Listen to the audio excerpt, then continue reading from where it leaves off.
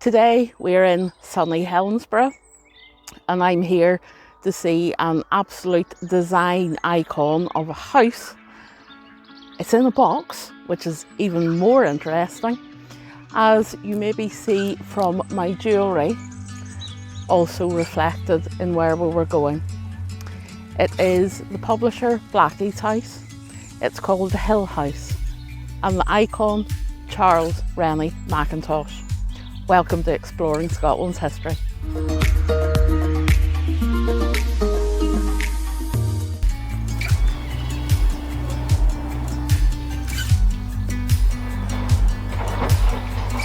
That's just wow.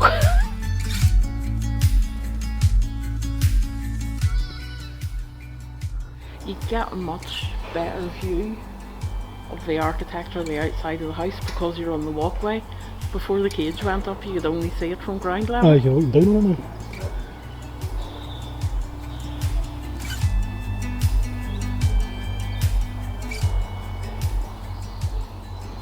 Drone view of the house without having a drone.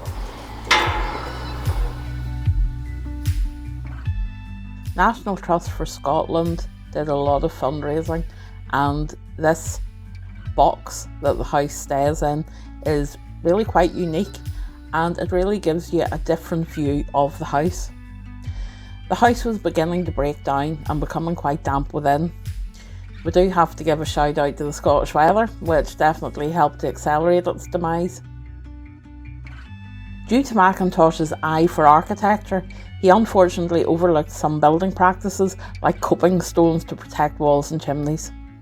Stone margins were left out where window design was concerned. The house was rough cast in cement. Many were using it at the time, but when cracks appear and water gets in, it degrades the underlying materials, mainly red sandstone here.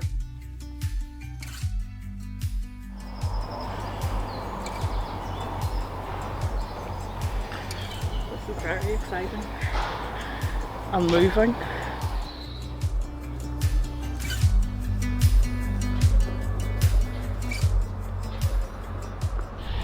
You know, this is a really unique experience.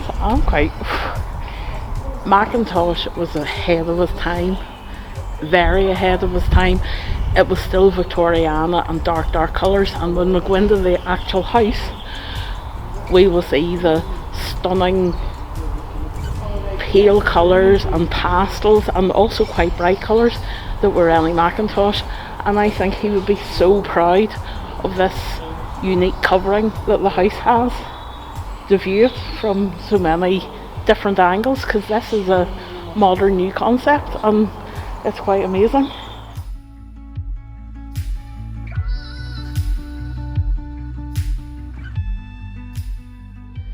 This is the view from the roof of the Hill House. Gorgeous day over the Firth of Clyde. The house was built in 1902, with Mackintosh designing his own unique plan with respectful nods at a national style. The turrets and curved staircase are very much Scottish baronial style. Rough casting was a nod to the many Scottish castles, with modern cement instead of lime being used.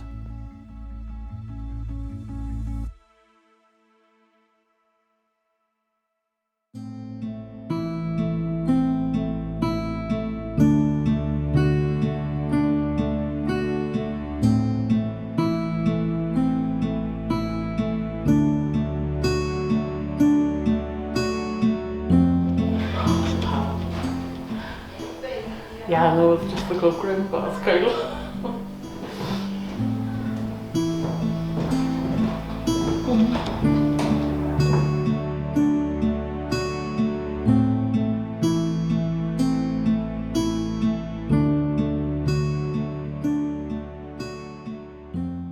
This is Walter Blackie's library, the centre of his life, where he spent many hours writing, translating, and apparently smoking his pipe.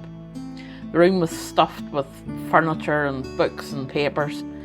This old desk of his served him long before he moved to the Hill House. Very, very Art Deco on top of the desk, the writing pieces are really cool.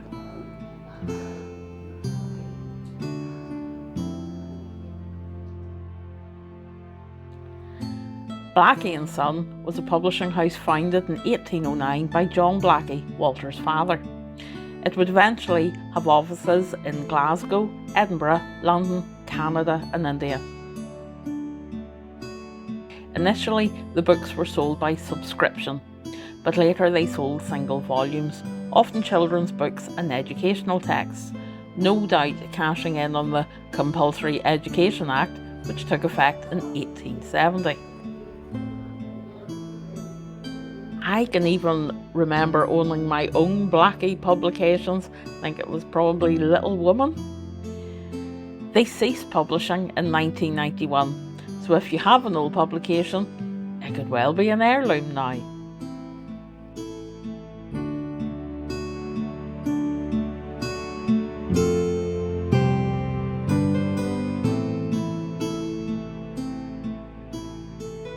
This is what we would call the living room of the Hill House. Despite the cream carpets and general pastel opulent feel, Mackintosh insisted this was a house to be very much lived in. The Blackie children very much lived in it. They're reported to have regularly bounded in and out of the patio doors despite the cream carpets. Mrs. Blackie wanted them to enjoy their childhood. I personally wouldn't have wanted to be the member of staff tasked with the clearing up of the aftermath. But this room screams Mackintosh.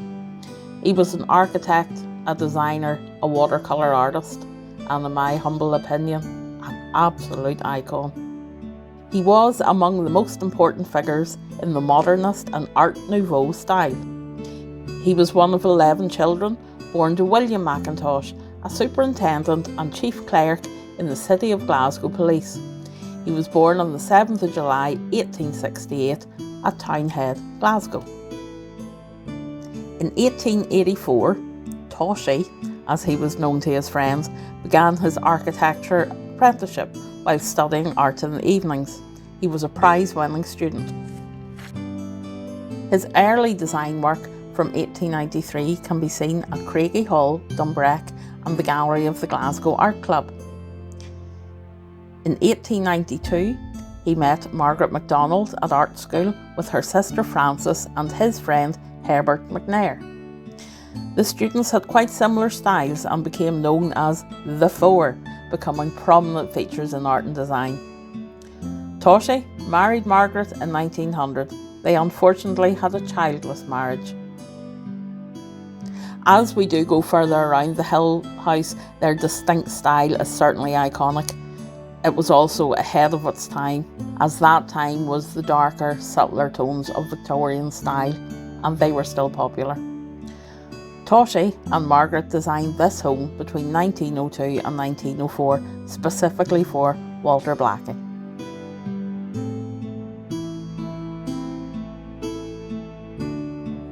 Even the reflections from the light around the top of the ceiling, it's almost like they've been put there on purpose. That's quite amazing.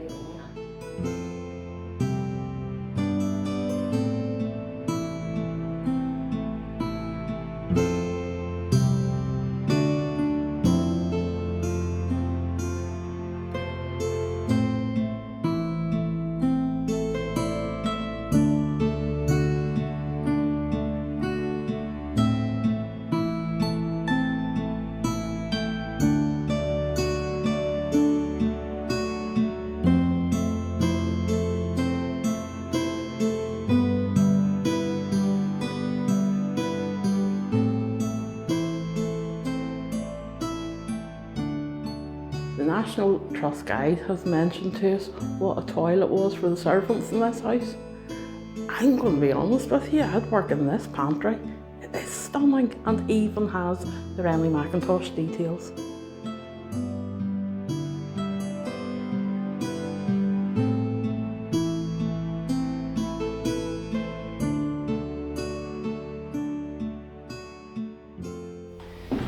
Could I ask, Martin, why do I not have a flower arranging room yet?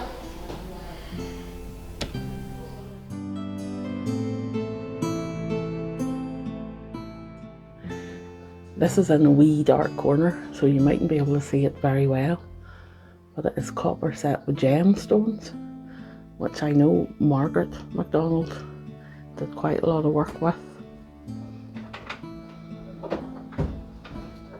I would imagine that would maybe be a handy reading nook. That's what I would use it for. You know, this house, the Blackies had kids, and I can imagine as a child this would have been amazing. Just so many nooks and crannies, and you would love the squares and the carpet, Martin, for cars, because they look like roads. And this would be a perfect kid's house. Yep. If you could cope with kids.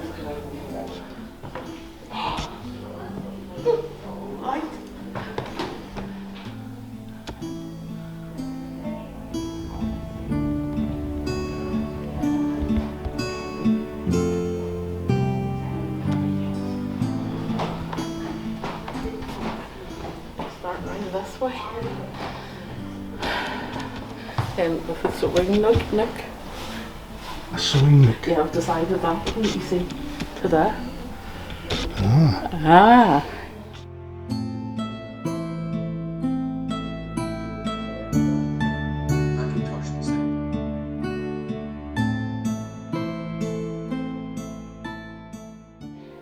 There's also a video in one of the rooms that you can come and have a look at, and it gives the sort of bits and pieces of the history and the future for the house.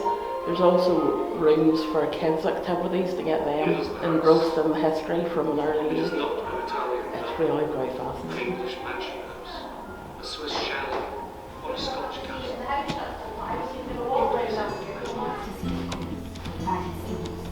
That must be one of his watercolours. So we look at that. In later years, Rennie painted watercolours in Europe, and Margaret produced some fine flower studies while staying in Suffolk and the surrounding areas.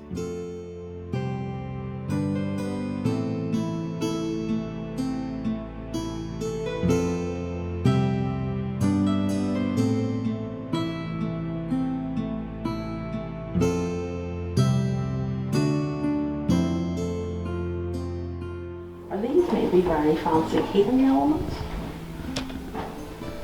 but if you look up, I like a house that has every opportunity to put a book.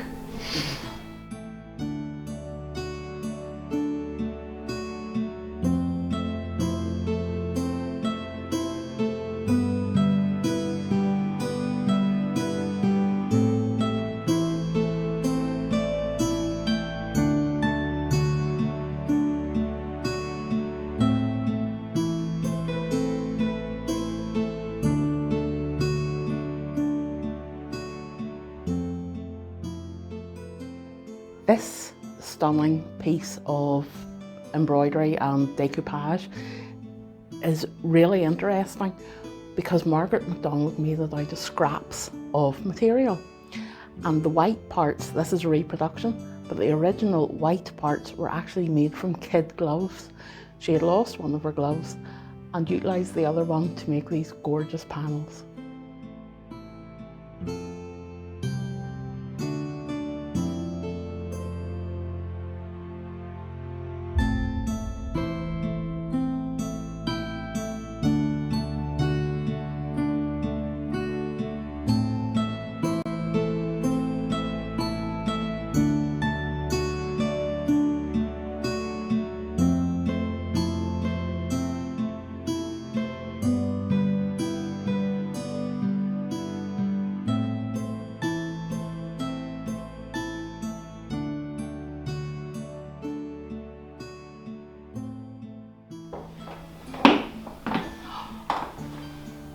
Wow, look at that industrial shower.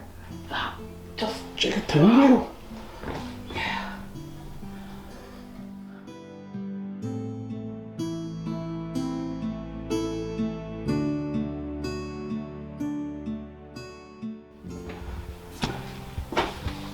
This is what you call a shower. Look at the amount of water that goes to the shower. The taps, the water pressure. I'm excited. Need to move in. And despite this fantastic bathroom being right next door to the master bedroom, at the very bottom of the bedroom unit was a Poe. There was gas lighting, so you would have to light the gas and it would be a whole pain in the neck to get to the bathroom. The fires weren't lit in the morning, so it wouldn't be that warm, so they popped out of the bed, used the chamber pot and locked it back in the cupboard. That is a double skin cast iron bath with absolutely massive feet. That would be some weight. This is a very good example of the Rennie Mackintosh straight look, plain, black, simple.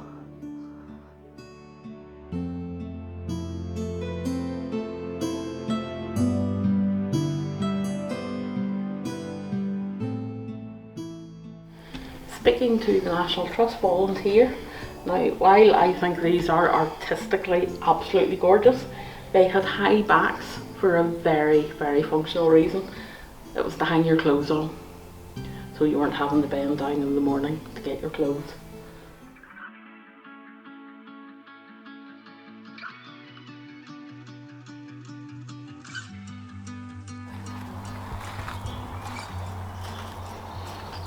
The garden in winter, it has to say, isn't absolutely fantastic, but I am very interested in this Japanese pagoda tree. Oh, look at the branches on that.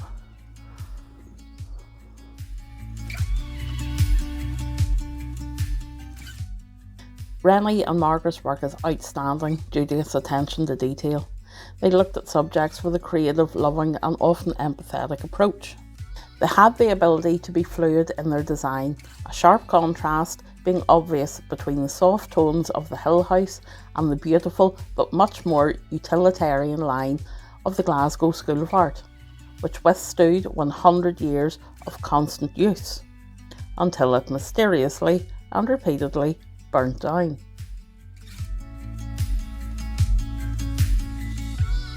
Rennie and Margaret have always been an inspiration to me, so much so I made a couple of lanterns with very strong Mackintosh vibes. I'll put a link at the end once I get the craft video up for the lanterns. So that was the Hill House, well worth a visit, as believe me, we barely touched the surface on all there is to see in this magnificent design structure. Thank you to everyone who supports the channel through the coffee link. Your donations assist us to visit these fabulous examples of Scottish history. Until next time, thank you for watching Exploring Scotland's History.